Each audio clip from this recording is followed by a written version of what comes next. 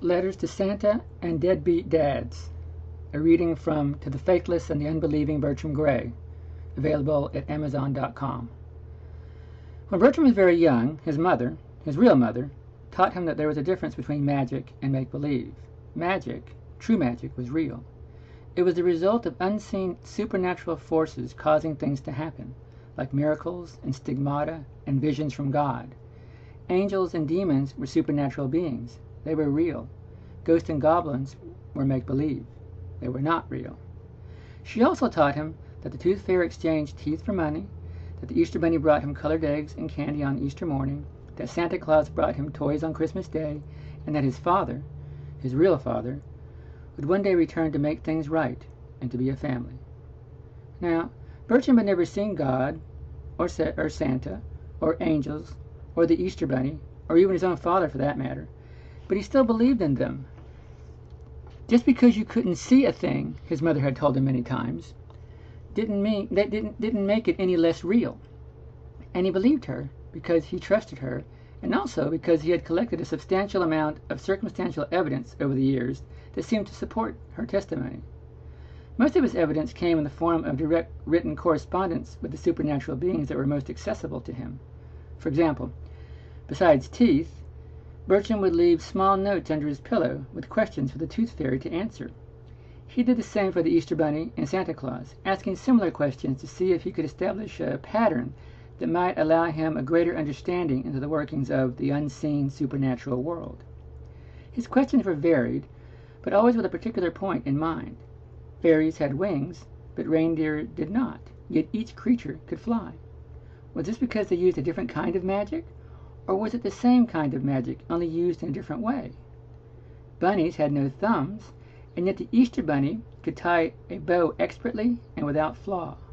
How was this possible? One theory, the fairies were helping him. The big problem, Bertram found, with the supernatural world was that it seemed to make a distinct effort to remain mysterious and unexplainable. His questions, though always receiving a reply, were usually answered in the form of a riddle, and were oftentimes so vague as to be of little or no scientific value. To his questions concerning the magic of flying reindeer and fairies, the answer was, a bumblebee and a hummingbird can both fly, but one has feathers and the other does not. On the matter of bunnies tying bows, it was, a spider has no hands, and yet it weaves tapestries of great beauty. Bertram admitted that these kinds of answers did contain an element of truth, but they did little to help him acquire any real understanding of supernatural phenomenon. And seeing no other way to gather the information he needed, Bertram did, as all good scientists who objectively seek the truth in accordance with the guidelines of the scientific method. He went on, patiently collecting his evidences, filing them away for future study until the day he might, by some accident of discovery or sudden insight, uncover the critical key that would allow him to make some sense of them. His contacts with fairies abruptly came to an end when he ran out of baby teeth, and to make up for the loss, he asked his mother to buy him a Ouija board so that he could talk to angels. But his mother became upset and told him that playing with Ouija boards was sinful and repugnant to God. He told her that he was sorry, and at her direction prayed to God and to Jesus for forgiveness, though it did seem strange to him that wanting to talk to angels would be considered a sin. Afterwards, he decided that it might be best to keep his future investigations into the supernatural world a secret from her. He did not want to worry her, and graver concerns looming before him meant that he would have to intensify his studies. With his connection to the Tooth Fairy gone, he began to see that the supernatural world was somehow linked to childhood, the bond growing weaker as people grew older. His mother never received gifts from Santa or the Easter Bunny, only he did, because he was a child and she was not. How much longer, he wondered, for he lost contact with them as well. Time was a factor. That was obvious now. If he was to find an answer, it would have to be through the clues that he could gather from Santa and the Easter Bunny while it still remained accessible to him. One Christmas morning, while adding his most recent acquisition to his Santa file, a Q-tip he had swabbed around the rim of a coffee mug, a mug of cold cocoa from which Santa had allegedly drank. He considered what part-time job might be available to him after school so that he could earn enough money to send it off to a laboratory to have it tested. When suddenly, he realized that he'd been approaching his investigations of the supernatural world from entirely the wrong end. The reason he had been getting no meaningful answers to his questions all these years was that he had been asking the wrong people. He should have been presenting his questions directly to God, since it was God who had created the natural and the supernatural worlds. Bertram wasted no time in correcting his error. He set to work that morning composing his next letter, this one, to God himself. Using his mother's best stationery and testing 6 ink pens before finding one that had just the right color and sharpness of line, Bertram began his letter with a formal apology, in the event that God may have been offended by his short-sighted attempt to find his own answers rather than first consulting him with his questions. Next, to avoid the risk of snubbing God a second time, Bertram made a number of positive comments on world events, and on a more personal level, complimented God on some of his more obscure and largely uncelebrated works. Those small details in everyday life that everyone enjoys, and yet too few bother to even acknowledge, much less give thanks for having. Like the taste of raspberries and bananas when you eat them together, and the warm smell of green grass baking in the heat of a summer afternoon. Little things Bertram knew that God had taken great care in creating, yet for which he had received little or no recognition. From there, Bertram ended his letter on a quick note, so as not to appear to be dwelling too much on his own needs, by submitting an itemized list of all the questions he had ever had regarding the supernatural world. He signed it, "Humbly awaiting your reply, with a sincere and honest heart. I am very truly yours, Bertram Gray." When he was done, he reviewed the letter with great care, and being satisfied with his work, meticulously blew on each page until he was sure the ink was dry so it would not smear when he folded the letter and placed it inside the envelope. Then, using a minimal amount of saliva so that the edge of the flap would have a smooth, clean appearance, he sealed it and turned it over and wrote God in big block letters on the front side of the envelope. He put heaven as the address and didn't bother with a zip code, feeling that it wasn't necessary owing to the fact that there was only one God and only one heaven. He put an extra stamp on it, thinking that the added postage might help to get it there more directly. He would have liked to have asked his mother for some advice on the matter, but remembered how severely she had reacted when he first tried communicating with angels, and not wanting to upset her needlessly, he waited for her to go to work, and mailed the letter in secret. He waited 3 months for a reply, but God never answered him. After 6 months had passed, curiosity finally got the best of him, and he decided to tell his mother what he had done in the hope that she might know why God had never answered his letter. When he told her, he was very happy to see that she was not upset by what he had done, and even happier when she told him that, yes, indeed, she did know exactly the answer to his question. She told him that God answered letters in a different way than Santa or the Tooth Fairy or the Easter Bunny did. God didn't use paper to answer a letter. To God, writing a letter was just like saying a prayer, and so he answered both in the same way. This explanation made a lot of sense to Bertram, because it did seem to be in agreement with what he knew of God from what he had read in his Bible, heard in church, and seen in the movies. From his Sunday school lessons, Bertram knew that his mother was right when she told him that God did not use paper to write letters. He used stone. He wrote the 10 Commandments in stone.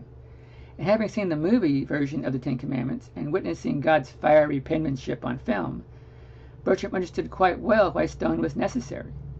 Plain paper simply would not have withstood the process. But stone or paper, the fact remained that God could write letters when he wanted to.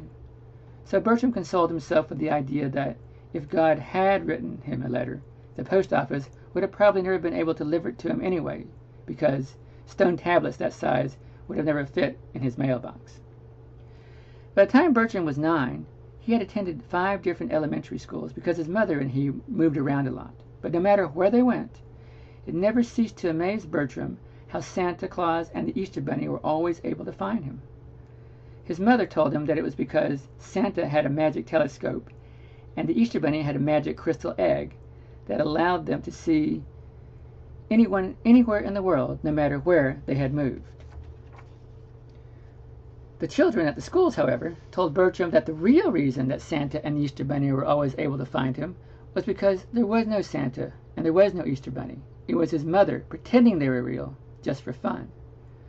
Bertram didn't believe them at first, but the seed of doubt had been planted in his mind, and he began to see the world in a different way.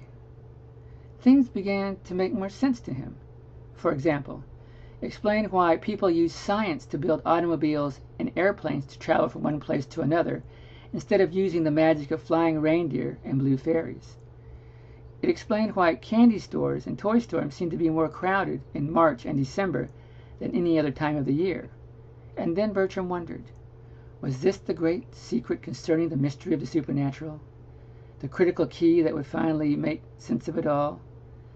That it never really existed? That it was all just make-believe and pretend? But if this were the case, then it meant that his mother, whom he trusted and loved, had lied to him, and the children at school, whom he didn't much care for, were telling him the truth. This wasn't entirely inconceivable to Bertram, because he knew sometimes that people who loved you lied to you to make you happy, and people who hated you told you the truth to make you sad. But who was telling the truth? Bertram had to know. It was time, he decided, to reopen his files and to resume his investigations. How would they appear, he wondered, with the magic stripped away from them? What would he see now that he had opened his mind to the possibility that his evidence might be nothing more than nursery fables and lies? This did not mean that Bertram believed that his mother was lying to him, only that it was a possibility. And just because it was a possibility did not make it true. Emotion had no place in science, and Bertram knew that allowing cynicism to taint his perspective was no better than allowing hope or faith to contaminate his objectivity. Creating an answer to fit the question was not the same as finding the truth. Truth could not be forced. It must rise from the facts of its own volition, and its authenticity must be so evident as to defy reproach. To this end, Bertram did something that he had not done during his original study of the supernatural. He took his files, the Santa file, the Tooth Fairy file, and the Easter Bunny file, and he opened them up and spread them out on the floor of his bedroom so that he could see everything all at once, studying them as if they were one large continuous file instead of 3 separate ones. He stood over them, watching them, allowing his mind to take in the information, not searching for anything in particular, not thinking to find an answer, not hoping, not wanting, not forcing.